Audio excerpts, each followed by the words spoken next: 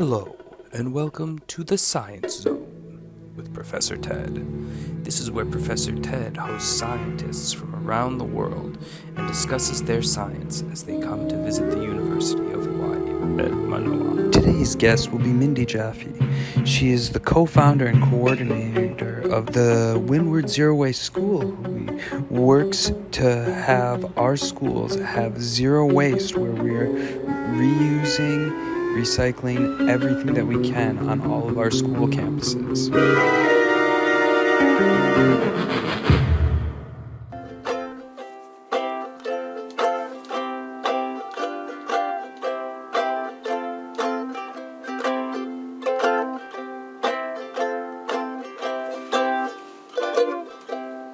Worms eat leaves and lettuce too, and then they make amazing poo. Worms eat leaves and lettuce too, and then they make amazing poo.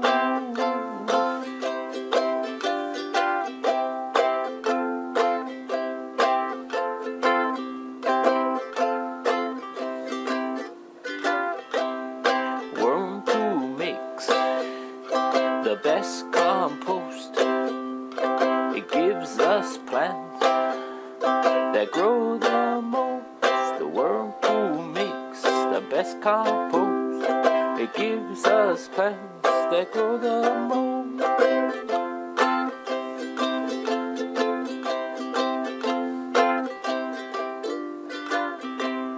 Worms eat leaves and lettuce too, and then they make amazing poo. Worm poo makes the best compost. It gives us plants that grow the most, that grow the most, that grow the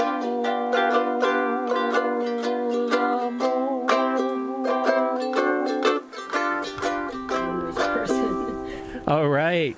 And that's the Worm Poo song, written by Gail Horry and Jessica Radovich, and sung by yours truly. And normally I would not present that to you folks, but we have a very, very special guest today, who's worn all kinds of hats, and probably the most impactful one has been leader of the Zero Waste Hui, founder of Waikiki Worm Company, and also founder of the worm Ohana, Mindy Jaffe. Welcome, Mindy. Thank you so much, Ted. I love your song. Can I borrow it? Can I sing it? I'm happy to share it with you. Okay. Super amateur, but really looking forward to chatting with you, having you talk with us about all the great things about compost and some of the great things that you've done in your life. We do want to let people know, though, about a great event at Kokua coming up this Saturday. Is that correct? Right, at Kokua Market. Everybody knows Kokua Market. It's kind of iconic, just neighborhood natural food store. And it's so great. I love it because it's not corporate like the other guys. It's very mom and pop, and it feels very neighborhood. And I've been shopping there for 31 years. I've been a co-op member over there for a long time. I've been a member for a shorter period of time. I think my wife and I joined in 99 maybe. So a much shorter period of time. I do want to make sure that people know that the opinions and views heard may not be those of KTUH's licensees, management, or staff. So so what time and what's happening? I think they're doing a sustainable Saturday. They have 3 weekends where they're having special programs and food and music and booths and so forth. So we're going to be the first one this Saturday, October 23rd, 10 to 2. And there'll be music, and there'll be a barbecue, and there'll be my booth, The Magic of Vermicast. Oh, that's great. Okay, so 10 to 2 this Saturday at Kokua Market. A great event with multiple booths and food and things, and the magic of vermicast. So right, there's also discounts in the store too, so it's a good time to come and shop, get some deli lunch, and learn a little bit about how to grow plants with worm poo, as you would call it. Right, and if you're not already a member, it would be an opportunity to sign up to do that as well. Yes, there's advantages to membership, and you can find out about those if you come this Saturday at the Kokua Market. market right there on University Street, 10 to 2 o'clock. And Mindy will be there with the magic of vermicompost, and she'll be having compost tea and other products. Yep, well, we're going to brewing tea and also have solid vermicast. So we're selling it $3 a scoop if you just want to sample, or the best buy is a 4-pound container for $10. And vermicast tea is $5 for a gallon. Okay. If you've never tried the stuff, we really encourage you. This is, as you know, Ted, the most amazing growth enhancer you could ever ask for. Well, I will say that as a researcher in this area, we have done work with vermicompost and aqueous extracts of vermicompost, and results can vary, but they're consistently positive on plants. So they can certainly positively affect plants, and the vermicompost is, the highest quality vermicompost, or the highest quality type of compost, typically from a scientific perspective. So before we talk about all of that good stuff, could you tell us a little bit of how you get to be here? You're kupuna. You've been doing things for a long time, but you haven't always been doing waste management. How did you get here? What's your professional journey been like? Oh, well, let's see. I made the great mistake of running for office in 2000 and got elected. That was not expected, but I did win by 144 votes, and I was stuck for 2 years in the state legislature. It was not fun. But, I thought you could make a difference. And in fact, no, you can't. But I wanted to give it a whirl. And there I was bored to tears and just shocked at the amount of corruption and stuff that goes on. I won't go into detail, but you can imagine. It was much worse than I had ever anticipated or could have ever imagined. I wanted out of there, but I did have one committee that I enjoyed, and that was the Energy and Environmental Protection, EEP. Okay, that's how you known got as involved. EEP. Yeah. Okay. And that year they were talking a lot about where the new landfill was going, and I sat there in those committee hearings listening to all these guys coming up with their great ideas for building the landfill that they were going to make a lot of money off of, and I thought, why does no one ever say, how should we decrease the amount of waste that goes into the waste stream? Why are we talking about landfills? This is an island, come on. But nobody asked those questions, and I was like a newbie, and so I just kept quiet, listened to all that. Meanwhile, I'm kind of Googling around to see what other states and other municipalities are doing about waste. I'm discovering that everybody's doing something amazing.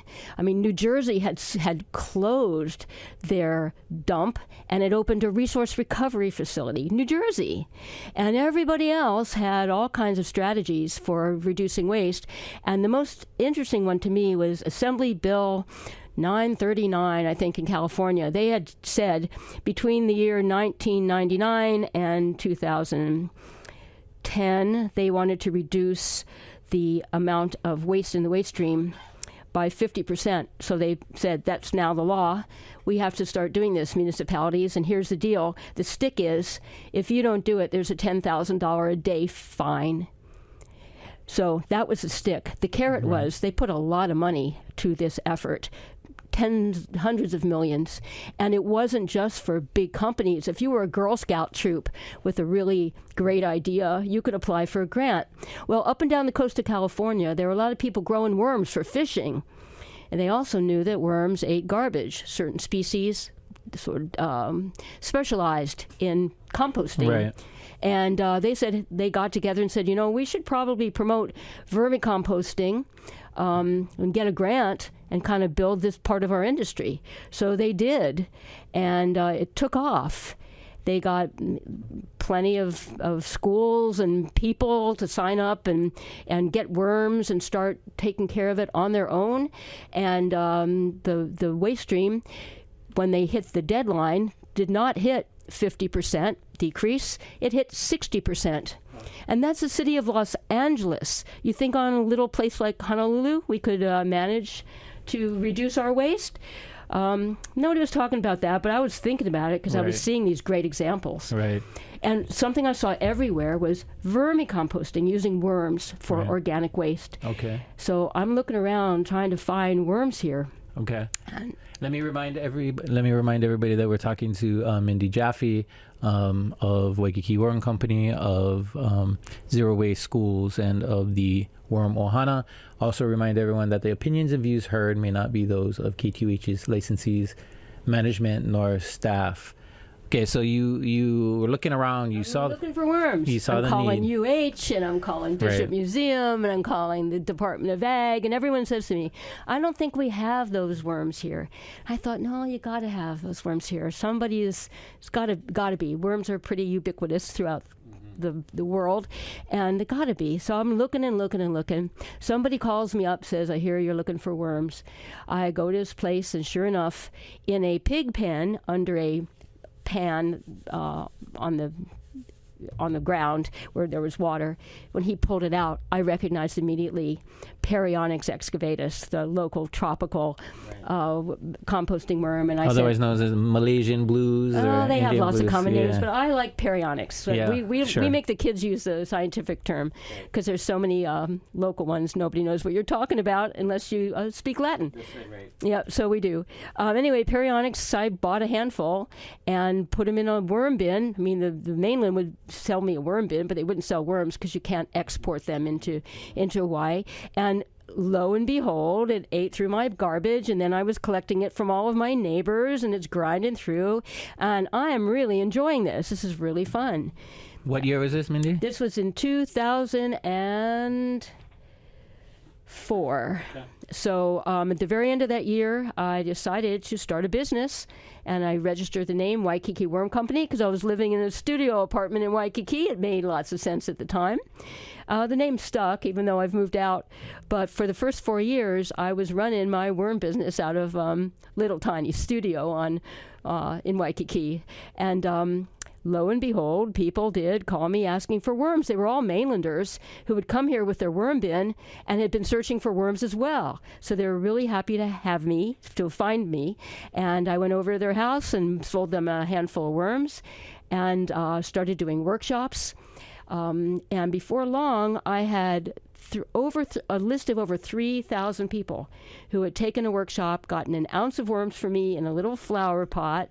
I remember those. So they describe a little bit those mini worm bin systems that you pioneered. Those are cute. We actually did a project with a poster with a student looking at Perionyx versus Icenia. Icenia, and then looking at chicken manure versus food waste. Yeah. So tell us about those systems. Okay, well, it was a 8-inch azalea pot, and you tore up some cardboard bits as bedding. You threw in your ounce of worms. You gave them food with some shredded paper over the top. You watered them every day, and about 4 months later, you did a harvest. And amazingly, all your food and cardboard had turned into this wonderful, rich substance that we call vermicast, or worm castings, or vermicompost. It's worm poop, and it is absolutely amazing. And that's when I got to know you, because you got a grant to do a study. And for 4 years, you bought vermicast from me in all kinds of different shapes and forms and maturity. And it was real interesting seeing the research end of it, because I was kind of the practitioner up at the farm doing this. Sure. And it was, there was a lot of anecdotal evidence from growers and gardeners that vermicompost was very impactful on plant production. There wasn't a ton of science. There was some science that had been done, but there was also, again, it was more anecdotal, and so there was a lot of skepticism within the scientific community, which I always say it's as much as a mistake scientifically to reject something without evidence as it is to accept something without evidence. And I think, in fact, from a scientific perspective, it's the bigger sin, quote unquote, because if you see something there might be some value there, but it doesn't align with your own belief system. And believe me, that scientists have belief systems and their own hard-held opinions. They'll just say no. And from my perspective is if there seems to be something happening, that's the role of the scientist, especially somebody who's interested in applied research. And so that was kind of the situation when you and I met, was that there was a lot of evidence and a lot of early adoption of vermicompost, but there wasn't a lot of science to guide other people who were interested. Because the early adopters, especially the growers, they don't have time to teach everybody else. They're doing their own thing. Right. And so it's really up to the rest of us to figure out how that stuff works and then provide some science-based information. And so that's when you and I connected, when we were just getting started with some of that. I think that was 2006. Right. So we go way back. And I was growing worms up in Wahiwa. Under chickens. I was using chicken manure as my feedstock. Right. And I was there for 11 years, Ted. And that was at Peterson's. At Peterson's egg farm. Wonderful. Oh, the Petersons, the greatest, sweetest, most wonderful family I've ever met. And great eggs, by the way, if you live up Wahiwa. I'm sure you know the Petersons. Anyway, and their chicken poop just grew wonderful worms and made beautiful cast. And I had my little business going. And during that time, the city and county, this is the recycling office of the city and county, they used to have an education division, and they started a program called Recycling Teaching Partners. They had some grant money, and any school could apply for a $500 grant to have one of a number of us who did recycling education come to the school and do a project. So somebody did hot compost, and somebody did recycled art, and somebody did... There was an assembly that you could get a song and dance auditorium program, and I did the worms. So I started going around to the schools with a 1/4 pound of worms, 10-gallon Sterilite tub, showing them how to set up a worm system. And I'd come back 6 months later. We'd do a harvest, see how much the worms had grown, and measure the amount of vermicast produced. And it was a very, very popular program. I was making lots of money on this. It was good fun. And right. The kids were learning a lot. I want to remind everybody that we're talking to Mindy Jaffe, waste management guru. And she's on to talk about a bunch of different things, including an event at Kokua this Saturday from 10 to 1 at Kokua Market, where there'll be all kinds of educational booths, all kinds of things happening, food, as well as Mindy's own booth, The Magic of Vermicompost. And before we get back to our conversation, I do have something I need to play real quick here for everybody, and we'll be right back. Special mahalo to Surf and Sea for supporting College Radio. Surf and Sea, Hawaii's ocean sports headquarters, has been on the beach for over 50 years in historic Haleiwa Town, where you can try before you buy surf, sup, and dive right in their backyard. For more info, you can go to surfandsea.com or at 637-SURF. Surf and Sea on the beach since 1965. Aloha surfers and beachgoers. Today our winds are back down to 5 to 15 miles per hour, and we have building surf. We have a north-northwest coming through right now in the early morning. North shore 1 to 2, occasionally 3, but rising to 4 to 6 later. Makaha checking in flat to 1, occasionally 2, rising to 3 to 5 on a quickly rising swell. Makapu'u 1 to 2, Sandy Beach 1 to 2 with some pluses, Diamond Head 1 to 2, and we have a rising south-southwest as well. Town shores right now, flat to 1, occasionally 2, nice clean conditions. Low tide is at 10:15 at 4/10. Sunset tonight, 6:02. That's today's Surf Check. This is Sonia Evanson right here on KTUH. All right, and we're back with Mindy Jaffe to talk about recycling and composting efforts, and she was telling us a little bit about seeing what was happening as a legislator, and then deciding to focus on vermicomposting, and starting her own business, and that morphed into a program that's still going very strong called the Zero Waste Schools program. Tell us about that, Mindy. Right. So I'm going around doing my little city and county recycling office program at 136 schools, Ted. I went to between 2005 and 2012. We got around, and often they ask me to stay for lunch, and I'm at the cafeteria and watching plate after plate untouched go into the trash can, and I'm thinking, wait a minute, these guys have a lot of food waste. Nobody's eating this stuff. And this is incredible. Worms do 3 things for you. They create wonderful fertilizer, they eat your garbage, and they change your worldview. Because once you start regarding waste as a resource, you look at everything differently. So I'm looking at this amazing, rich, nutrient-rich, fresh, uncontaminated resource going into the garbage cans day after day when I go to these schools and thinking, holy smokes, somebody's got to capture this. This has got to be the greatest asset the public schools have, is this amazing amount of food waste every day. Yeah, my kids won't touch that too. Nobody does. The school lunch program is such a joke. Well, again, I want to remind everybody that the opinions and views heard here may not be those of KTUH's licensees, management, or staff. Yes, but I do know there's good people doing good work to change that. So the farm to school programs and other things, which we know are easier said than done, but there have been a lot of effort and some successes. But despite that, we do have this food waste. So what did you do? What did you do to solve that issue or address it?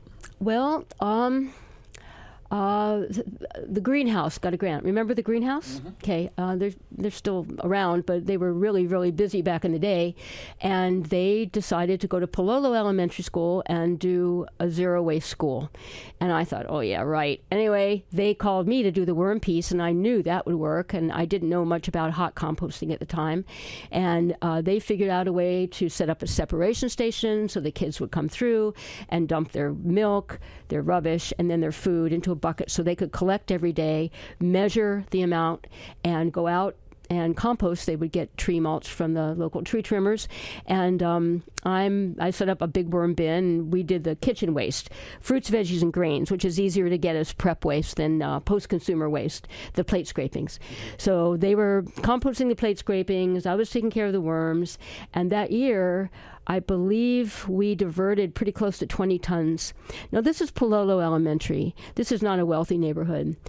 I've been doing this for 16 years. I've never seen kids eat lunch.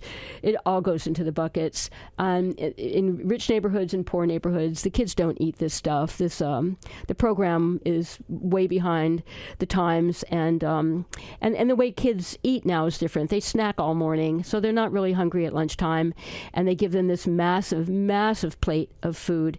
But that massive, massive plate of food is loaded with nutrients, and we can capture that and compost it. Right. So that's what we started to do. Okay. So what does you're at how many schools now? So you started at Palolo with the greenhouse, but you're largely on the windward side now. Is that, yes. Yeah. Well, so what happened was I ended up doing some work at Pearl City High, and we got a grant from Hawaii Community Foundation.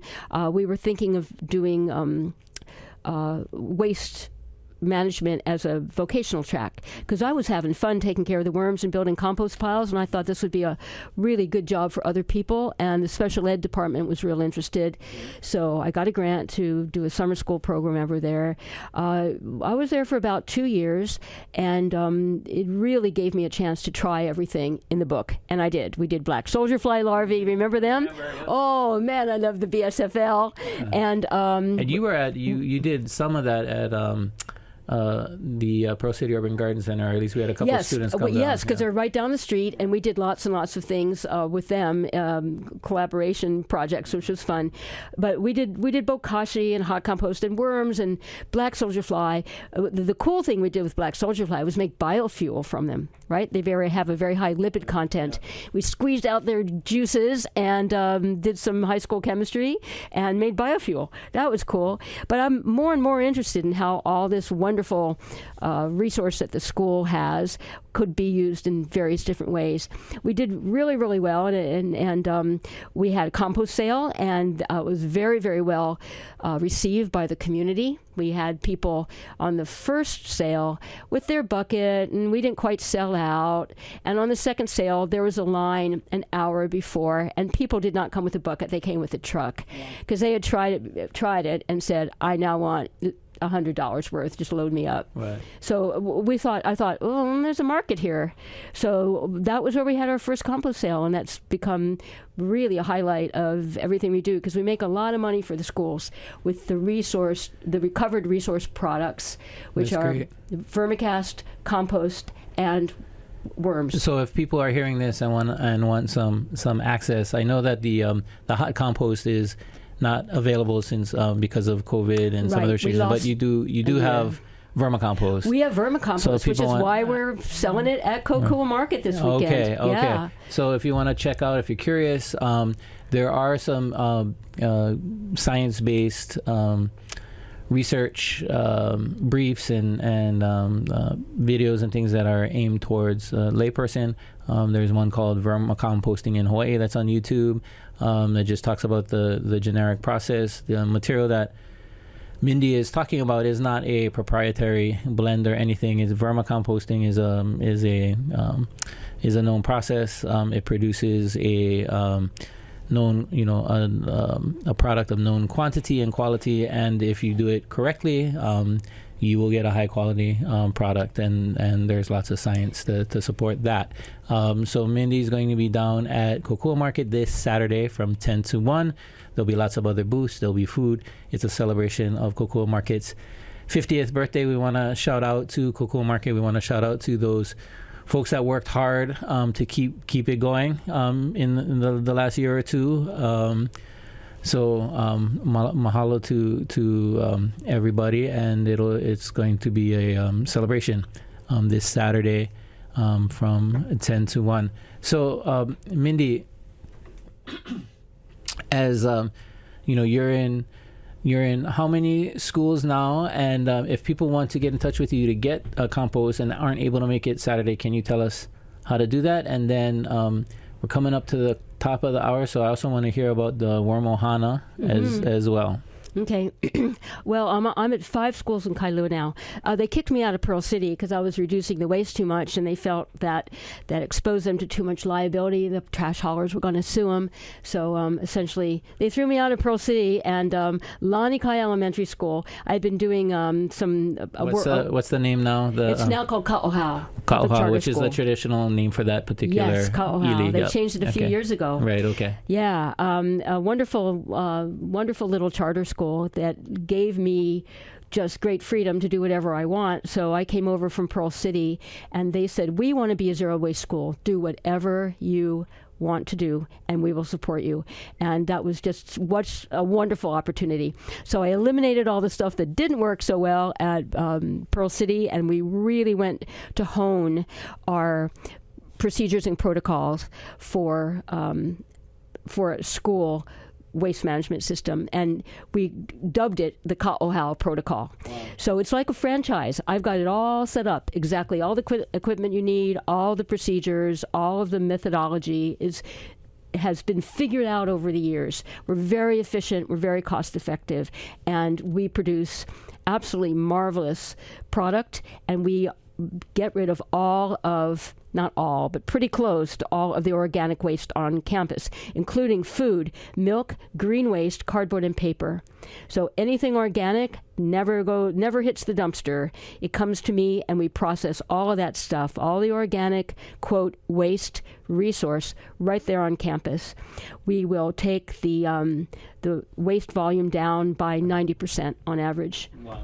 Yeah, at Ka'ohau before COVID, which sort of threw us all under a bus, they needed a waste pickup maybe once every 2 weeks, maybe once a month sometimes, because there's essentially nothing in the dumpster. We were taking care of all of it on campus, essentially turning it into rich soil and money. Wow, that's great. And so again, we're speaking with Mindy Jaffe. We're talking about the Zero Waste Schools program, which has a website and is also on social media. Ron Brasher runs the social media, so mahalo, Ron, for that. A reminder that the opinions and views heard may not be those of KTUH licensees, management, or staff. So So you created, and we've been there. We've brought our own students from UH Manoa to visit, and I don't know if we're able to do that again this year, but I would love to bring them out if we can. Ted, I've been waiting for you to ask. It's been so long. Okay. Yeah. We can. We lost it's been the a couple COVID of year. years. Yeah. Yeah, we lost the COVID year, and I think we were both too busy the year before. But we love to have your students come out, and I like to just blow their minds because it's just amazing to see. Yeah, it is mind-blowing. So we started at Lani Kai, which became Ka'ohau, and the next year we started at Ke'elepulu. Yeah. Then we followed that with Kainalu Elementary, and in 2018 we added Enchanted Lake Elementary and Kailua Intermediate School. So 4 elementaries and the intermediate school. Area. That's so great.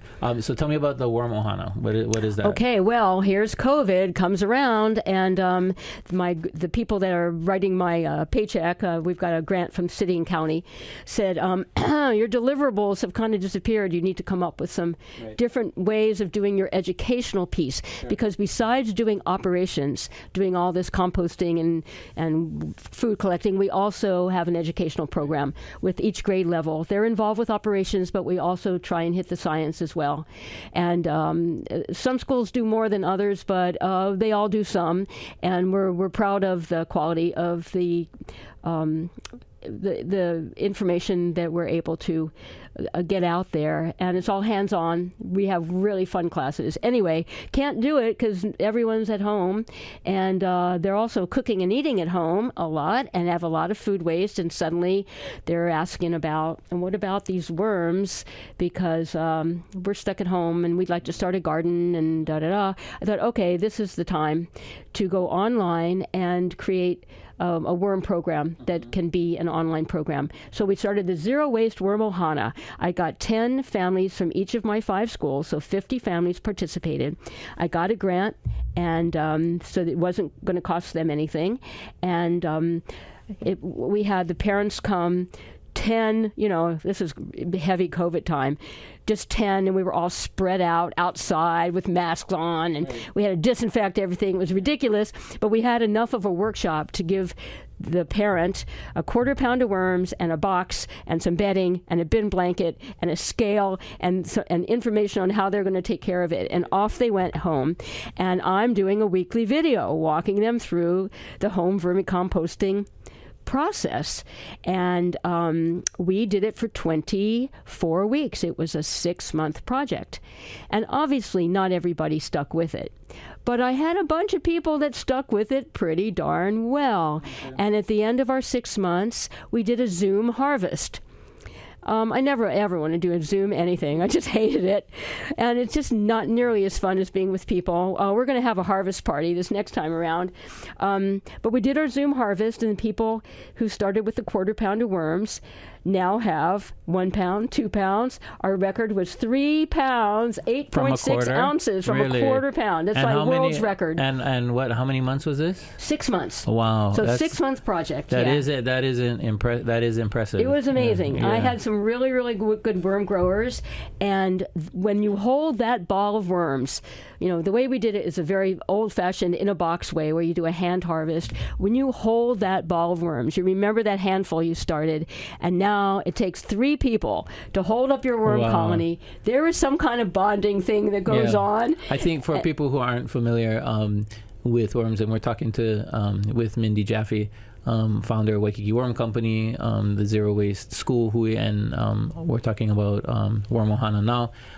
For those who haven't done a hand harvest, maybe describe it and how you get and how you get this ball, because I've experienced the ball, and it is a very visceral kind of thing, for sure. Well, any kindergartner at any of our schools can tell you that worms are photophobic. And what does that mean, boys and girls? It means they don't like the light, so they're going to move away from the light. So you dump out your bin, you fluff up all the material, and you make a round mound, and you start to pick away at that mound, the light's shining in on all sides, and the worms are moving down, down, down to get away from the light until you pick it all away, and there's this big ball of squirmy wormies, and the energy they emanate is just infectious. So this is good fun. We love to do the harvest, and the first time people do it, they're astounded, and they kind of fall in love. And you have there is a Worm Ohana webpage off of the zero waste. Yeah. So what happened was this kind of worked, and some of our compost customers said, hey, if you ever do that worm thing for adults, so we really like to do it. And I thought, okay, time to get this out, make it a community. So we founded the Oʻahu community, Worm Ohana, and you could look it up on vermicompost.org. And we invited everybody who wants to do it to come to a worm workshop, which we have periodically, but we also have an online worm workshop. You can buy the kit with everything you need, including a quarter pound of worms, and you can start from scratch. There's a vast extensive video library, so you can binge watch me, and I'll tell you everything I know about worms, and you can have the great pleasure of taking care of your food waste right there at home with your own colony of composting worms. And I speak from experience. It is a really neat thing to do. I want to mahalo Mindy Jaffe. She's going to be at Kokua Market this Saturday from 10 a.m. to 1 p.m. Till 2 p.m. Thank you. 4 hours, 10 a.m. to 2 p.m. at Kokua Market. It's part of a 50th anniversary celebration of Kokua Market that they'll be doing for three or 4 weeks, I guess. Is that? Yeah. Okay. They're having a big blowout. That's great. 50 years in business. You gotta be excited. Sure. And you're going to be there just for this weekend, though. So if you want to meet Mindy, come this weekend. It's what is that? The 23rd. Right. October 23rd from 10 to 2 at Kokua Market, right there on University. She'll be talking about the magic of vermicompost, of vermicast, and she will have compost tea, vermicast, and a bunch of other things, along with all the other vendors and food and music and things that are happening again at 10 to 2 this Saturday at Kokua. Mindy, mahalo nui. Thank you so much for joining us. Any last words of wisdom or experience or education before we say aloha? It has been a wonderful journey, and the worms have taught me everything I needed to know. They've ordered my universe for me and opened the world in ways I never expected. So I'd like to share that experience with y'all. So go to wormohana.org and check it out. Right on. Thank you, Mindy. Okay, we're going to be closing out the hour with just another song or two. DJ Yasona is not going to make it this week. I think we will be setting up automation for him, but he will be back next week, so please keep it locked. In the meantime, we have the Hines with a brand new song here.